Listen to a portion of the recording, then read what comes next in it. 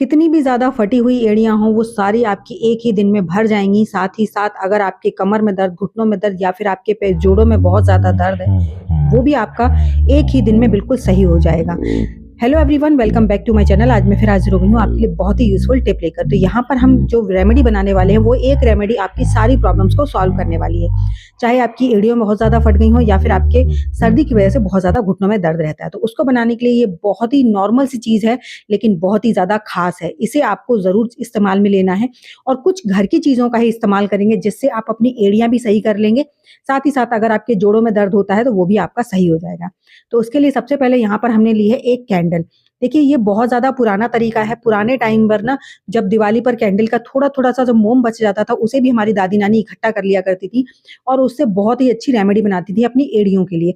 यहाँ पर हम एक इतनी अमेज़िंग रेमेडी बनाने वाले हैं, जिससे हमारी एड़ियाँ तो सही होंगी ही होंगी, साथ ही साथ अगर आपके तलवों में, आपकी एड़ियों में बहुत ज़्यादा दर्द रहता है, वो भी सही हो जाएगा और आपकी एड़ियाँ कितनी भी ज़्यादा फट गई हों, वो भी एक ही दिन में रिपेयर होना बिल्कुल शुरू हो जाएँगी, सिर्फ़ और सिर्फ़ एक बार के इस्तेमाल से। तो यहाँ पर मैंने 2 कैंडल्स इस तरीके से पिलर की मदद से ग्रेट कर ली हैं। आप देखिए, इन्हें तोड़ेंगे ना, तो आपको इसको फिर बहुत ज़्यादा हीट करना पड़ेगा और जब हम ये रेमेडी बनाने वाले हैं, उसे ज़्यादा हीट नहीं करना है। हीट करने से क्या होता है, इसकी सारी प्रॉपर्टीज़ खत्म हो जाती हैं। इसीलिए यहाँ पर हमने कैंडल को पहले पिलर से क्रश किया है, उसके बाद हाथों से इसको और तोड़ देंगे ताकि ये बिल्कुल बारीक मोम मिल जाए हमें। तो आपको इस तरीके से इसको करना है और उसके बाद इस रेमेडी को में क्या-क्या डालना है, वो मैं आपको आगे वीडियो में शेयर करूँगी। तो वीडियो में एंड तक बने रहिएगा। वीडियो ज़रा भी अच्छी लगे तो लाइक कीजिएगा, चैनल पर पहली बार आए हैं तो सब्सक्राइब ज़रूर कीजिएगा। मुझे कमेंट कर ज़रूर बताइएगा कि आप मेरी वीडियो किस गाँव या किस शहर से देख रहे हैं, ताकि मैं आपको थैंक्स कर सकूँ। साथ ही साथ ये भी बताइएगा कि आपको एड़ी प्रॉब्लम बहुत ज़्यादा है या फिर आपके घुटनों में बहुत ज़्यादा दर्द है। आपके घर में चाहे छोटे बच्चे हों, चाहे बड़े बच्चे हों, चाहे आप खुद हों, बुजुर्ग हों, किसी के भी साथ अगर इनमें से कोई भी प्रॉब्लम है, तो आपने ये रेमेडी ज़रूर ट्राई करनी है। सबसे पहले इसमें आपको डालना है 2 चम्मच के करीब एलोवेरा जेल। ध्यान रखिएगा, एलोवेरा जेल आपने ज़रूर डालना है और मार्केट वाला डालना है, क्योंकि जो मार्केट वाला होता है उसकी शेल्फ लाइफ काफ़ी लंबी होती है और जो हम घर वाला डालते हैं, फिर अगर आप उसे डाल रहे हैं, तो उसको कोशिश कीजिए उसका पल्प निकाल कर उसे मिक्सी में ग्राइंड कर लीजिए और उसको फिर डालिएगा। अगर आप ऐसे टुकड़े-टुकड़े डालेंगे तो फिर वो अच्छे से काम नहीं करेगा। साथ ही साथ 1 चम्मच भरकर मैंने डाला है इसमें नारियल का तेल। नारियल का तेल हमारी स्किन को बहुत अच्छे से मॉइस्चराइज़ करता है। सर्दियों में नारियल का तेल ज़रूर लगाना चाहिए, इससे ना स्किन बहुत अच्छे से डीप मॉइस्चराइज़ रहती है। साथ ही साथ मैंने इसमें डाला है 1 चम्मच भरकर ही वैसलीन पेट्रोलियम जेली। ये भी हमारी स्किन को बहुत अच्छे से रिपेयर करने का काम करती है। अब यहाँ पर हमने 2 कैंडल्स ली हैं, तो इसीलिए हम यहाँ पर 4 से 5 चम्मच के करीब जो मस्टर्ड ऑयल है, सरसों का तेल है, वो लेंगे। याद रखिएगा, जितना हमने, जैसे 2 कैंडल हमारी बड़ी वाली थी, इसलिए हमने 4 चम्मच डाला है। ज़्यादा ऑयली भी नहीं करना है, ताकि आप इसे अगर लगाकर सो रहे हैं, तो ऐसा ना हो कि आपकी बिस्तर वगैरह खराब हो जाएँ। लेकिन यहाँ पर ये जो परफेक्ट मेजरमेंट है ना, वो मैं आपके साथ शेयर कर रही हूँ।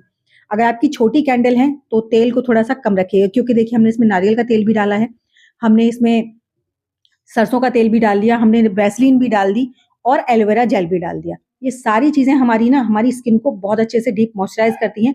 साथ ही साथ वैसलीन और मोम जो होता है ना, वो हमारे दर्द को खींचने का काम करता है। अब इसे एकदम सिम गैस पर आपने धीमे-धीमे चलाते-चलाते इसको पकाना है। इसको एकदम बढ़िया से, बिल्कुल ऐसा नहीं है कि इसमें बहुत ज़्यादा उबाल आने लगे। बस धीरे-धीरे आप इसे चलाते जाइए एकदम सिम गैस पर और ये धीरे-धीरे मेल्ट होता जाएगा। इसे ओवरहीट बिल्कुल नहीं करना है। इस चीज़ का आप ध्यान रखिएगा। तो इसे पकाकर आपने बिल्कुल भी रेस्ट करने के लिए नहीं ज़्यादा देर छोड़ना है। अगर आप छोटी-छोटी बातों का ध्यान रखिएगा। अगर आपको लगता है कि ये, मतलब हम ज़्यादा दिन के लिए और ज़्यादा दिन के लिए बनाना चाहते हैं, ये रेमेडी ना पूरी सर्दियों के लिए काफ़ी है। इससे ज़्यादा आपको ज़्यादा बनाने की ज़रूरत नहीं पड़ेगी। पूरी फैमिली के लिए ना इतनी ही रेमेडी काफ़ी रहेगी। इसको आपको दोबारा बनाने की ज़रूरत नहीं पड़ेगी और इसकी कोई एक्सपायरी डेट नहीं है। अगर इस साल आपकी ज़्यादा बन जाती है, तो अगली साल आप इसे यूज़ में ले सकते हैं। तो बस हमने गैस को कर दिया है बंद और हमारी रेमेडी हो गई है बनकर तैयार। तो अब चलिए इसको फटाफट से थोड़ा-सा हल्का-सा, बहुत हल्का-सा ठंडा कर लेंगे, ताकि हम जब इसे किसी भी डब्बे में भरें या डिब्बी में भरें, तो वो इस तरीके से जब आप उँगली पर लगा कर देखें, तो आपकी उँगली पे तुरंत जमना शुरू हो जाए।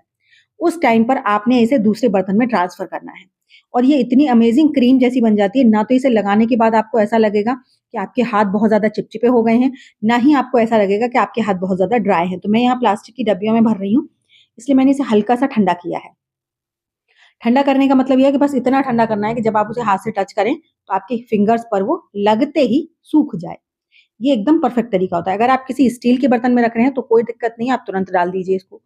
उसका कोई इश्यू नहीं है। तो यहाँ पर हम इसको सारे को इसी डब्बी में पोंछ कर रख लेंगे। तो मेरी एक छोटी डब्बी और एक में थोड़ा-सा और हो गया है। और ये इतनी अमेज़िंग रेमेडी है कि मैं ना इसे पूरी सर्दी इस्तेमाल करूँगी और उसके बाद खुद ही नहीं, मेरी सासू माँ और मैं, हम सभी लोग इस्तेमाल करते हैं, यहाँ तक कि मेरे हस्बैंड भी कर लेते हैं। कई बार जेंट्स के भी एड़ियाँ बहुत ज़्यादा ड्राई हो जाती हैं, तो उनको भी ये रेमेडी लगानी चाहिए। या फिर बच्चे हैं, बच्चे धूल-मिट्टी में खेलते रहते हैं, उनके हाथ-पैर फट जाते हैं, तो इसे ना ऐज़ ए आप रात को ना उनके पैरों पर, हाथों पर ऐज़ ए मॉइस्चराइज़र भी लगा सकते हैं। बिल्कुल क्रीमी टेक्सचर है इसका, एलोवेरा जेल की वजह से। इसमें बिल्कुल भी ऐसा ऑयल की या किसी की भी नहीं आती है। तो इसे थोड़ी देर के लिए रेस्ट करने के लिए छोड़ते हैं। उसके बाद आप देखिए ये हमारी जो है जम चुकी हैं। बिल्कुल बढ़िया तरीके से हमारी क्रीम बनकर तैयार हो गई है। अगर आपको ज़्यादा जल्दी है तो 2 मिनट के लिए इसे फ्रिज में रख दीजिए, 2 मिनट में ही जम जाती है। अब ये ना तो ज़्यादा ड्राई है और ना ही ज़्यादा ऑयली है, एकदम परफेक्ट है। तो इस तरीके से आपने बिल्कुल वैसलीन जैसा इसका टेक्सचर हो जाता है। तो इसे आप अपने हाथ-पैरों पर नॉर्मली भी रात को लगाकर सो जाएँगे ना, तो भी आपके आपके हाथ-पैर बिल्कुल फटने वाले नहीं हैं। और सुबह उठकर हल्के से गुनगुने पानी से ज़रूर धो लीजिए। तो चलिए अब इसको इस्तेमाल करने से पहले एक स्टेप और करना है। वो सिर्फ़ आपको 1 दिन करना है, रोज़-रोज़ नहीं करना है। तो यहाँ पर मैंने लिया है नींबू और नींबू को थोड़ा-सा मैं कट कर रही हूँ, ज़्यादा नहीं चाहिए, थोड़ा-सा ही नींबू चाहिए। अब नींबू का हमने थोड़ा-सा पार्ट ले लिया और इस पे हम सबसे पहले डालेंगे बेकिंग सोडा। बेकिंग सोडा जो जो होता है वो हमारी क्लीनिंग के लिए बहुत अच्छा होता है। हमारे मैल, धूल, मिट्टी, गंदगी को साफ़ करने में बहुत ज़्यादा मदद करता है। साथ ही साथ थोड़ी-सी पिंच ऑफ हल्दी डालेंगे, क्योंकि अगर पिंच ऑफ हल्दी उसको डालनी है जिसके बहुत ज़्यादा पैर में दरार हो चुकी है। हालाँकि मेरे पैरों में बिल्कुल दरार नहीं, मेरे पैर बिल्कुल चिकने हैं क्योंकि मैं ये रेमेडी काफ़ी टाइम से यूज़ कर रही हूँ। बीच में जब दिवाली की सफाई वगैरह हुई थी, उस टाइम पर पैर बहुत ज़्यादा खराब हो गए थे, लेकिन अभी बिल्कुल, बिल्कुल साफ-सुथरे हैं। लेकिन कभी-कभी ना हफ्ते-हफ्ते में थोड़ा बहुत इस्तेमाल कर लेना चाहिए क्लीनिंग वगैरह, ताकि आपके पैर बिल्कुल बढ़िया तरीके से बने रहें। और शादी पार्टी का सीज़न चल रहा है, तो इस टाइम तो अपने हाथ-पैरों का ख़्याल रखना तो बनता है।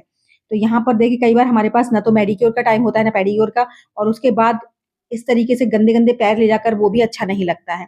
तो इसलिए आप एक बार ना इस रेमेडी को ज़रूर ट्राई कीजिए। आप इससे ना, आपकी कितनी भी ज़्यादा टैनिंग हो रही हो, वो भी साफ हो जाएगी। तो मैंने थोड़ा-सा टूथपेस्ट डाल दिया था उसके ऊपर और अब आप अपने पैरों पे अच्छे से इसे रगड़ कर 1 से डेढ़ मिनट आप इसे रगड़िए।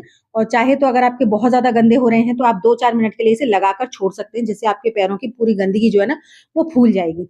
इस प्रोसेस में ज़्यादा से ज़्यादा 1 से डेढ़ मिनट लगता है, बिल्कुल भी टाइम नहीं लगता और आपके हाथ-पैर बिल्कुल एकदम गोरे-चिट्टे हो जाते हैं। कितने भी ज़्यादा गंदगी जम रही हो, मैल, धूल, मिट्टी, हम लोग क्योंकि क्या-क्या होता है सर्दियों के टाइम ना, हम लोग कितना भी इन्हें साफ करने की कोशिश करें, थोड़ी बहुत टैनिंग हो ही जाती है। तो इसलिए बीच-बीच में हफ्ते 15 दिन में एक बार इस रेमेडी को ट्राई कर लीजिए। इससे ना आपके बिल्कुल टैनिंग नहीं रहेगी और बिल्कुल गर्मियों जैसे आपके हाथ-पैर एकदम साफ-सुथरे, गोरे-चिट्टे रह जाएँगे। तो इस तरीके से अब मैंने इसको लगाकर अपने पैरों को साफ कर लिया है। अच्छा, पैरों को ना धोने के बाद आपने इंस्टेंट सुखाना नहीं है। शाम के समय अगर आप डेली कर रहे हैं ना, तो आप नॉर्मली सिर्फ पानी से पैर धो लीजिए और पानी से पैर धोने के बाद इन्हें सुखाइए मत।